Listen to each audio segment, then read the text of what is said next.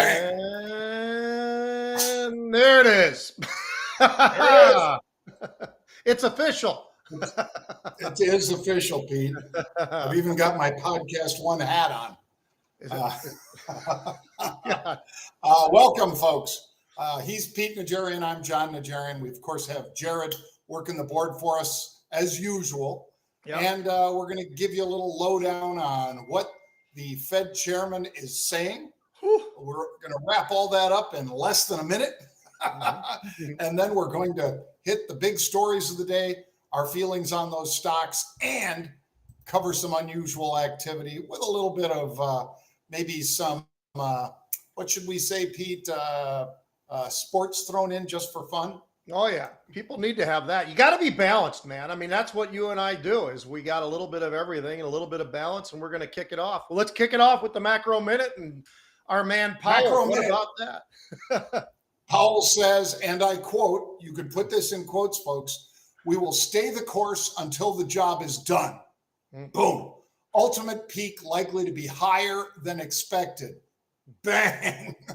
Prepared to increase pace of rates if needed. Latest economic data has been stronger than expected. Over to you, Pete. Well, and John, you know, we were starting to see, and everybody was talking about it, a little bit over talking about the fact that we'd gotten over 4, but hey, we're back below 4 on the 10-year. You know, we're still right there. I mean, literally, we are right there. And I would point everybody's attention a little bit over towards that dollar, John, because we're at a 2-month high, well over 105. So keep an eye on that. And obviously, as John said, what Powell said today was enough for the markets to absolutely turn and rip to the downside. And people are awfully nervous about what's going on with the rates right now. Yeah. I mean, a 400-point Dow decline, 41-point S&P decline. NASDAQ was down worse, but right now down about 60 points. That's about half of 1%. Same thing with the Russell, about half of 1%. All right, enough of that, Pete. Let's cover SE, which we, by the way, just got some unusual activity in, but I'll tell you why I'm not chasing it, Pete. Digital entertainment, e-commerce, digital finance, all of those things are good. And the levers they pulled on the quarter, amazing, because they were expected to lose $1.12, and instead they came up with a 72-cent profit. Bang. Yeah, they had a monster quarter, John. Everything that they did, they absolutely crushed it. And the revenue up about 7%, as you're talking about, $3.5 billion in revenue. That's a pretty decent sized number.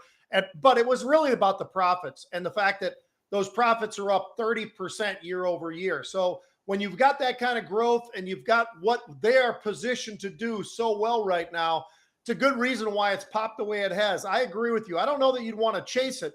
But if we get any kind of a pullback at all, I think this is a name that everybody ought to have on their radar right now, because after a jump like this, that's fantastic. But oftentimes you do get a little bit of a pause. If we get that pause, I'll be staring right at this thing and maybe just go right after whatever the options are or move it down a little bit from the unusual that we're seeing.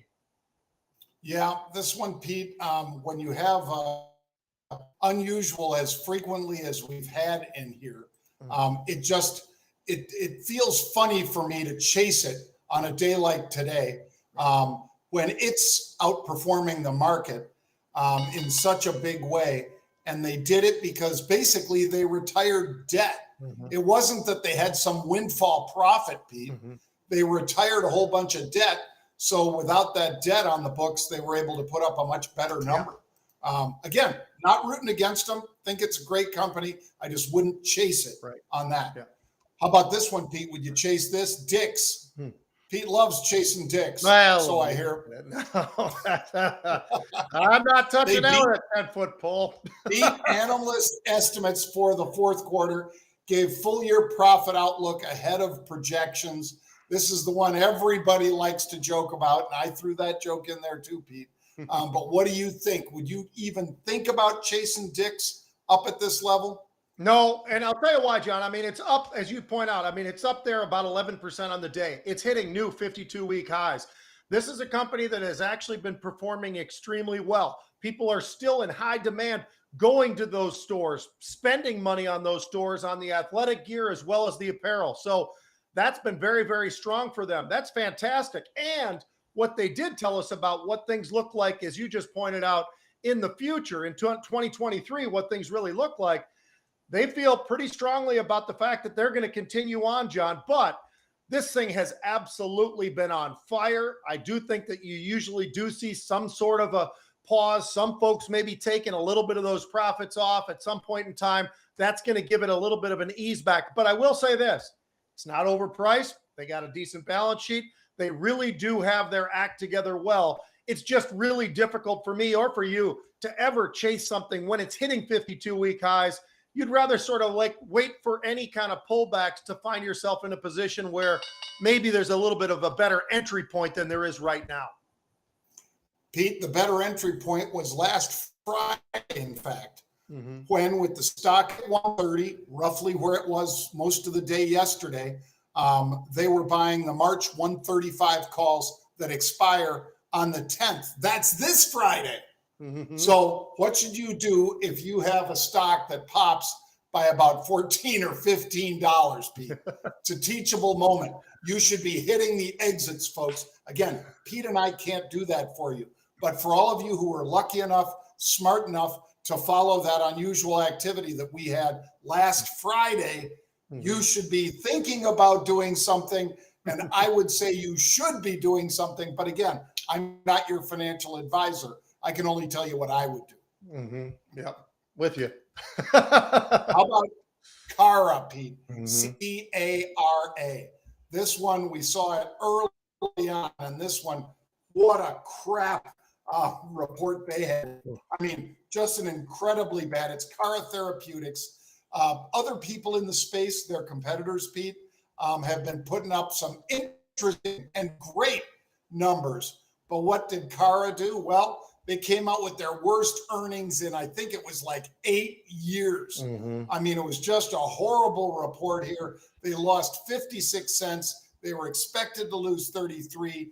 The revenue, get this, Pete, 3.3 million versus 14 million was the estimate. So they didn't move a lot of product out the door, and that's a big problem, and why the stock's now down 31% on the day. And hitting 52-week lows, John, establishing those underneath $7. I mean, this is a company that, unfortunately, you know, they're trying to do the greatest thing in the world, which is to help folks out with any kind of a kidney issue. But the problem is they don't really have much in the way of a pipeline. They've got a little bit of a pipeline, but not a whole lot. They're not able to get any revenue. You just pointed that out as well. Their misses when it comes to the earnings are just off the charts. I mean, when you miss by as much as they have, there's a lot going on within the company, and it just does make you wonder, how long can they do this? Well, I will tell you this, the balance sheet still looks okay. Their burn of cash is not that bad, but it's still an issue, and I think something that I would be keeping in mind right now, unless somebody else can figure out a way to get this company off of where it is right now to start moving to the upside, increase that revenue, John, I just don't know how long they can last. They do have a couple of, like I say, a couple of drugs in the pipeline, but that's still a problem, and they are burning cash. It's not at a fast rate, but unfortunately, this is a company where it's at a 52-week low for all of the right reasons, and there is no reason to go in there fishing, trying to buy anything right now. Pete's exactly right, and one of the many reasons is people are hitting the exits with both hands today, Pete. Yeah. Normal volume is under 400,000 shares. It's traded 3.9 million shares so far today. I guarantee there haven't been many buys other than, you know, resting buys way below the market, and they got engulfed right away. So they've been pushing this thing down, like you say, to 52-week lows. They've only got 53 million shares outstanding, Pete. So this is one that I think you really want to look at what it's done and perhaps watch it and not trade it unless and until we finally get some endorsement from some institutional players. Yeah. All right, Grindr. This one, Pete, I didn't just pick it because of what they are. They're down big today. And I'll hold off on the jokes on this one. I kind of used them up on dicks. So Grindr operates social networks for the LGBTQ and plus community. Platform enables gay and lesbian and queer people to engage with each other in a social media setting, right? Whether you're setting up a date or you just want to talk or whatever. Okay, we get it. It's just like many of the social networks for heterosexuals. Well, they're not doing real well right now, Pete, selling ads or selling memberships. And that's why the stock is cratering today. Yeah, the revenue growth, John, not there at all. As a matter of fact, you look at their earnings, they've got some revenue growth, but you look at the earnings, and it's really important for people to understand this. It's okay to have great revenue, but you got to actually follow that up with some profits, and they aren't able to do that right now. You look at their earnings, they're down about 17%. You also look at their profits, their margins, in other words, down from 44% down to 38%. They just are not able to get it going in the right direction right now, John. That's why the stock is getting absolutely hammered. It's down there underneath $7 a share. This is a stock that was $71 a share at the 52-week highs. So it's had a bad run to the downside. I don't know that it's necessarily done yet, but I am a little bit surprised, to be honest with you, because when you look at a lot of the others, competitors to them, some of them have actually been done pretty well. So it's interesting to see that they're failing right now where others are actually doing pretty well. I'm not sure what the answer is. I'm not sure why that is, but I will tell you that they just are not getting it done. The profits aren't there, and that's going to be a problem for them to actually stay alive, for them to continue to be a company. And I would not be chasing this one at all down here. Like Pete said, stock was more than 11 times higher than where it is right now on the 52-week high. Mm-hmm. That will get you in a lot of trouble. And they're, basically, Pete, you break 5 and this thing's game over. Yeah. I'm not saying they're gonna, but they're $6.76 after being $72 last year. Yeah. Ouch. All right. Well, let me give you my unusual today, Pete. Fez. FEZ, bearish put spread in FEZ. They're buying the April 41 puts. Now, these are puts that are about $2 and change out of the money, Pete, because they're underneath the market. When we talk about puts and we say out of the money, that means they're under where the stock's trading. If we were talking about calls and they're out of the money, that would be above where the market is trading. So this is the Euro Stocks 50 ETF.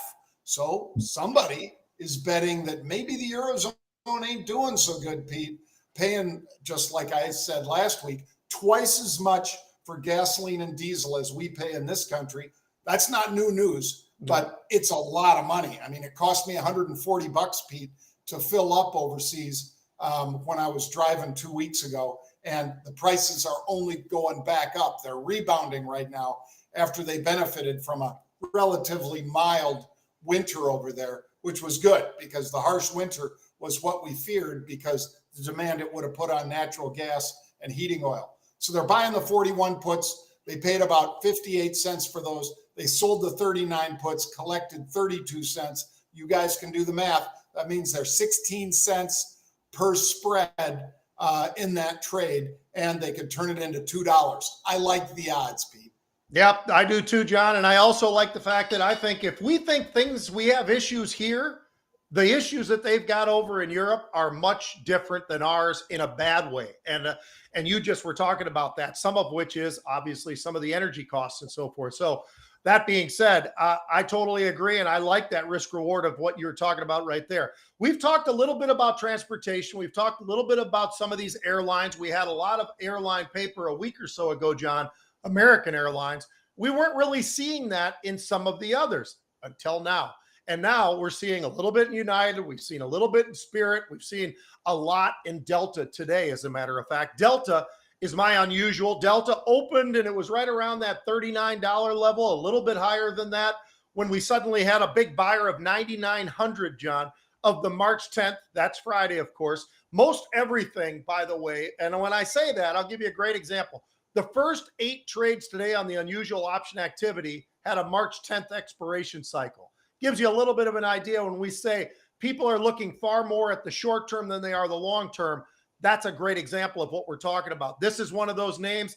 It's hitting. It's the March 10th. They're the 40.5 calls, 15 cents up to about 25 cents for those calls when the stock was trading around 39.50 or in that range. So I really like this one a lot, John. I did jump on this. I feel like it's a great opportunity. We already had the American buying. That's already been paying off. Now we're starting to see Delta. We're starting to see a little bit of United. Like I said, we see a little Spirit.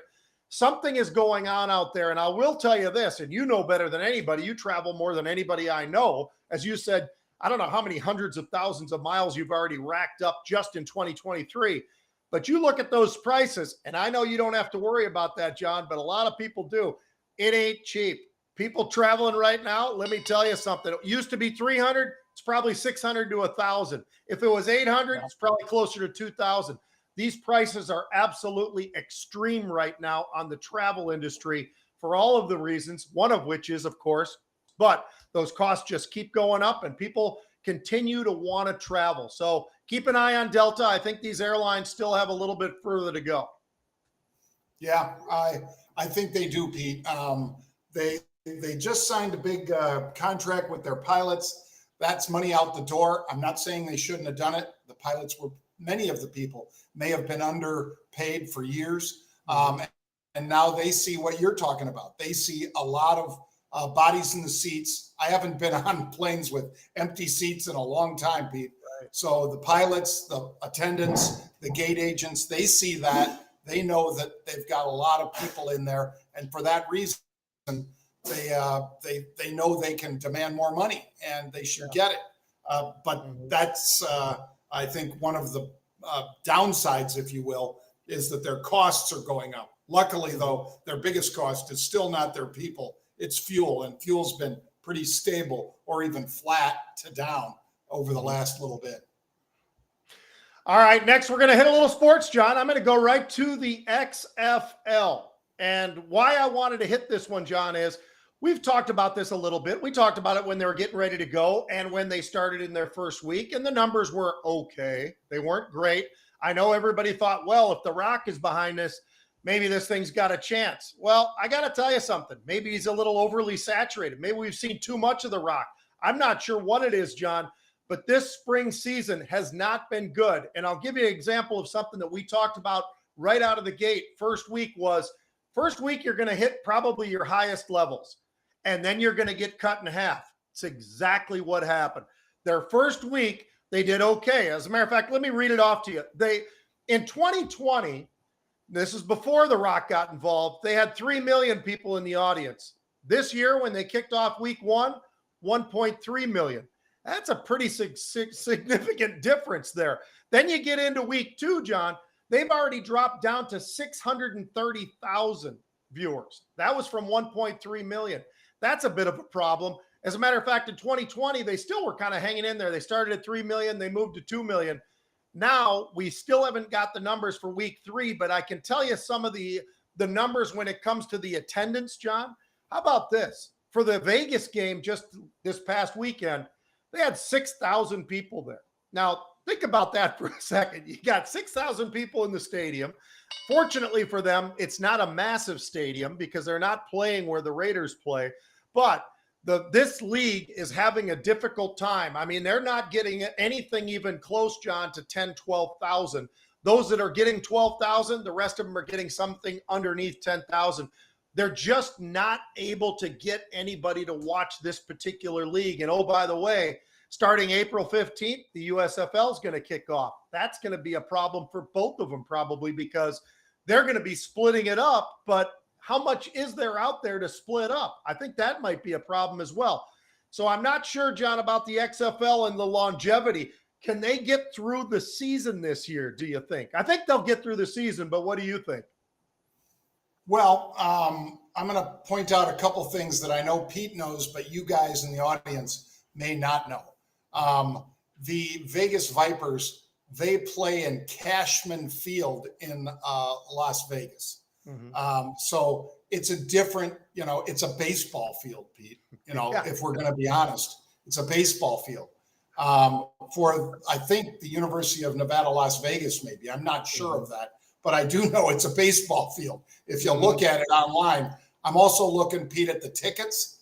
You can get them as cheap as $14, and the high price ticket, at least on the site, their site, the Ticketmaster for the Vegas Vipers is showing me $30 is the highest priced ticket. Now, between you and me and the fence post, Pete, if I were The Rock, I would be making this free. I would let them go free. You and I used to be able to go into Raiders games when they were playing in the old Oakland Stadium years ago. This is 50 years ago, folks. Pete doesn't like to hear that, but it was. It's true. And they'd only put the fans on the one side of the field where the camera is going to pick up the fans. You know what I mean? They didn't have multiple views. They had the camera on the one side. And when we would come in the second half, because it wasn't free at the beginning of the game, but second half, it was free. You could walk into the stadium.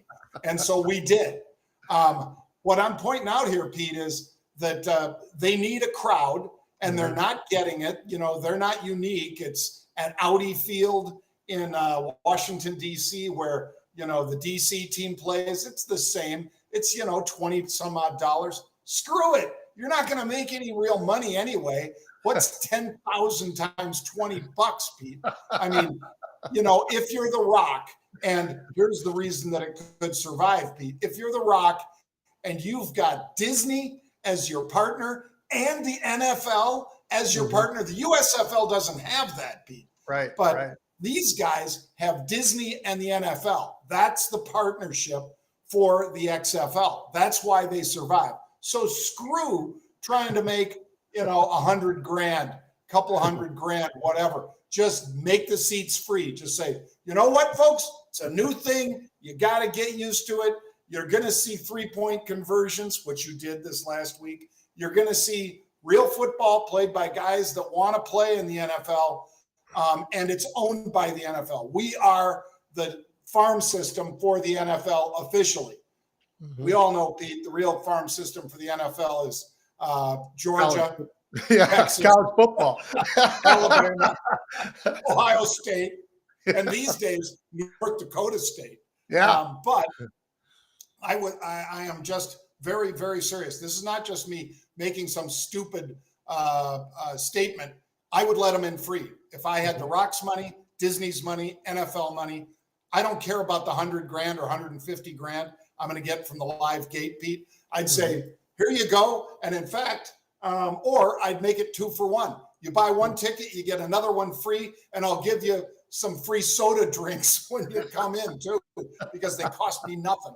I would do all of that to get bodies in the seats, and that'll translate into people seeing, oh, maybe this is a little more interesting. You can always charge later, but it was dumb to start at $30, $40, $80 in DC, Pete. How many people you think were paying that? Yeah, not many. I'll tell you what, John, when they got spoiled, because when I played in the World League of American Football, we were in Europe, we were in Canada, and we were in the United States. But for whatever the reason, I think they did a better job of marketing, and whatever they did, we were selling out our stadium. It was only maybe 23, 25,000 seats, but nonetheless, Sacramento Stadium, we were selling that son of a gun out. Now, Birmingham, a little bit different story. It's about a 90,000 seat stadium, but they still put in like 25, 30,000 people in there. So it's amazing how fast you know it was coming, but the XFL just cannot get it together. And I think your suggestions, I think, ought to go into that box, and The Rock ought to reach in there and try to figure it out, John, because right now they have not figured it out at all. All right, so the next thing we're going to jump into is the combine. Now, as opposed to what we talked about yesterday, we're going to talk about the guys who were real football players who put up real numbers and did really well at the combine, so maybe their stock actually went up a little bit more. And I'll give you my first one, John. Everybody was talking about this guy, and his name is Darnell Washington, tight end, Georgia. Now, here's the interesting part. He wasn't the starting tight end at Georgia. That was a guy named Brock Bowers, who had an unbelievable 2 years so far at Georgia. He's still there. He's from Napa, California, and he was the absolute go-to for the quarterback at Georgia. He was the leader in receptions by a long shot. But meanwhile, you got Darnell Washington at 6'7", 270 pounds, ran a 4.65 40. He's absolutely a freak show. And if you haven't seen it, Go take a look at a catch that he made at the combine from one of the quarterbacks where he reached around behind himself and snatched it with one hand. This guy is a monster. It's going to be scary. And I would almost compare him to the old days where you had Joe Montana, but behind him was Steve Young. This guy is Steve Young because he might be almost as good as the guy in front of him, but not quite. And I think that's the case here. I think he's a freak show, John. I'll give you one other one that really just raised his draft stock. Byron Young. He's an edge rusher out of Tennessee. He was on nobody's list until he clocked a 4.43 40 at 6'4" and 245 pounds. That was a freak show as well. People are looking at him. But you know what, John? He's a football player. He has the numbers. He's not just a guy who's running a 40 time that's really fast. He's a guy who actually backs it up. Here's his numbers: 12 and a half sacks, 22 quarterback hurries, and 23 and a half tackles for a loss in 2 years at Tennessee. That's a guy who's actually got the football side of him. And now you're putting together the fact that, well, shoot, he ran a 4.43. This is a defensive lineman. We're not talking about wide receiver. As a matter of fact, he ran better than probably 90% of the wide receivers that went to the combine itself, and better than most of the defensive backs and linebackers. I mean, when you see something like that, I think that he reminds me a little bit, John, of Von Miller, because his first step, his speed, his corner rush, not huge, because Von's not huge either, but big enough. You're 245 pounds and you're close to 6'4", 6'3", 6'4", and you're coming around that corner with a 4.43. I think you've got a shot at the quarterback pretty regularly. What do you think?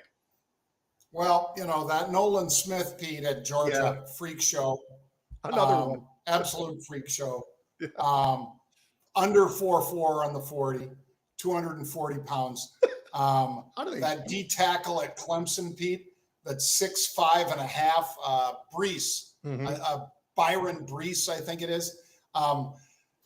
300 pounds, 29-inch vertical, which is not that crazy, of course, but that's a big man to go vertical that high. Yeah.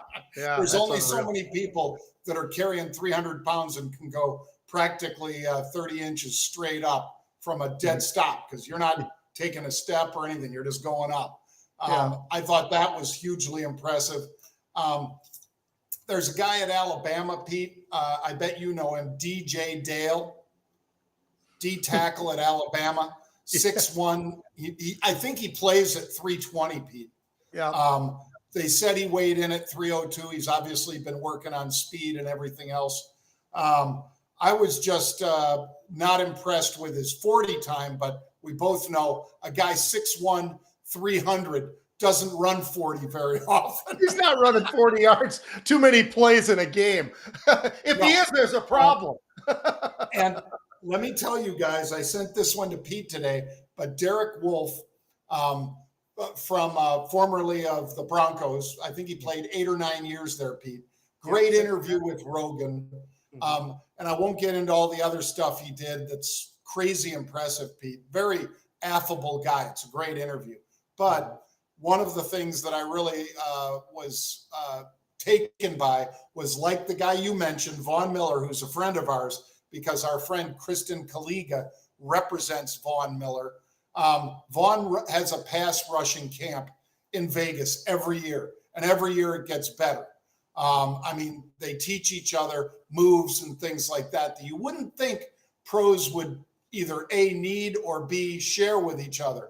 But this guy, Pete, Derek Wolfe, again, about 6'6", 300 pounds, a beast of actual Viking. He went and he started working on his footwork with a boxing coach. And he said the boxing coach then would get him in there and he would do the jab, and then he'd, change his weight onto a different foot and dip down, and he could make sacks because of that, because the O-linemen, of course, don't know where you're going. They just know they want to protect the outside. If you're protecting against a D-end, you got to get those arms out there and take that first, jab, as they call it, and get it done. But he would basically see the guy's jab coming, fake that, and then dive under or whatever. And you got to be good to do that because you can't lose the edge. Otherwise, the quarterback like Mahomes would take off running. But anyway, I think some of these guys, Pete, it's all about that jab on offense and defense. Mm-hmm. And I think that first step is so important. So a guy runs 5+ in the 40, I don't care. Because I've seen what he does as far as destroying the middle of the field and clogging it up. That's what you want, because when the game's on the line and it's 4th and goal, that's the guy who's going to do it for you. Yep. And I think is more important than anything is these edge rushers and these tight ends. It's now becoming true for everybody, but those are the players that everybody talks about. And those are the difference makers on these teams. And everybody now knows that. But 5 years ago, they had no clue. 10 years ago, they were really clueless. So they're finally waking up to that as well, John. But that combine sure is fun. And we talked about DeMaurice Smith yesterday. I'll say it again. He has no clue. He should not have the job still that he has based upon some of the decisions that he's made. That's for sure. Yep, his decisions hurt players, don't help players. Yep. All right, well, we'll be back tomorrow with another Rebels Edge, 1 p.m. Eastern Time. I hope you'll join us also for 3 p.m. today. See you tomorrow, Pete. Introducing our new series of intimate in-person trading conferences in some of the greatest cities in America. It's Market Rebellion Live. Next up, this June in Sonoma County, California. Savor some of the finest wines in America while you level up your trading with Pete Najarian, John Najarian, AJ Monty, Ryan Mastro, and Bill Johnson. Sonoma is limited to just 25 seats to ensure every guest gets personal attention, so act now. Tickets are going fast.